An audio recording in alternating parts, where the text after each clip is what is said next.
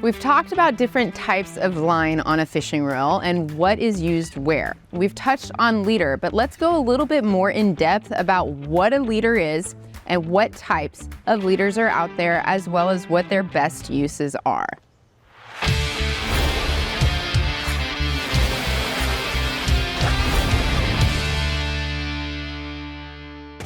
Technically, according to IGFA, there are no restrictions on the material used for the leader.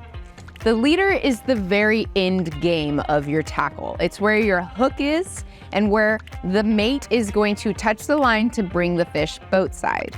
There's no restriction on the material used, but there are restrictions on the length of the leader. If you're fishing below a weight class of 20 pounds, your leader length cannot exceed 15 feet. If you're fishing a weight class of 20 pounds and over, your leader length cannot exceed 30 feet. Technically, the leader starts at the connection of the double line all the way to the curve of your very last hook.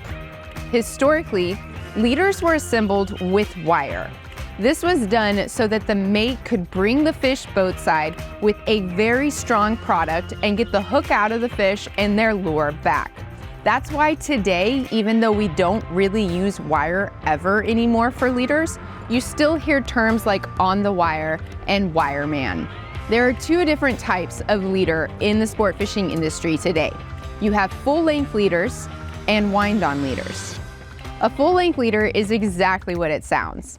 It encompasses the entire 30 foot of leader length allotted by the IGFA. Full-length leaders are excellent solutions when lure fishing because it gives the lure the opportunity to get away from the fish and not pull the hook out of the fish's mouth. Full-length leaders can be challenging because they don't wind onto the reel, which means the wireman has a lot of leader to work with and manage when bringing the fish boat side and getting the hook back. On the other side of the spectrum, we have wind-on leaders, and just as the name suggests, these leaders are able to be wound directly onto the reel.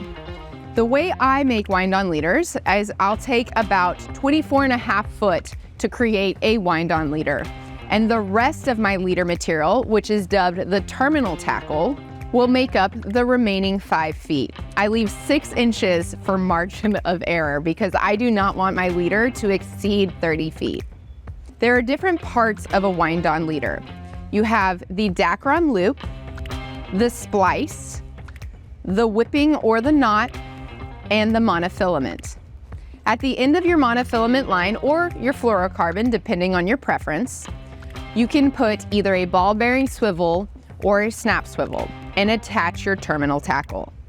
Wind-on leaders are an excellent solution when fishing baits and circle hooks, especially when fishing a light tackle numbers game. The reason for this is that it allows the mates to go through a lot of different leaders without using a lot of different lengths of 30 feet.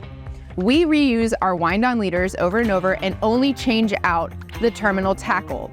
Wind-on leaders are especially great when bill fishing because it allows the crew to use a lower profile incognito line such as fluorocarbon that's more chafe resistant without breaking the bank. Now, when bluefin fishing, a fish that has incredible eyesight, we do make entirely fluorocarbon wind-on leaders.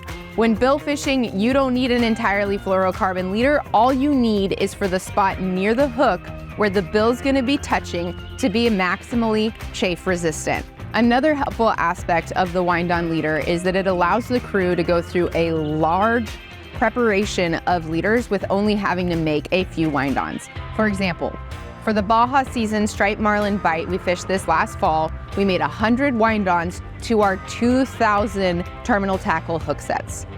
And that is the difference between wind-on leaders, full-length leaders, and the best way to use them.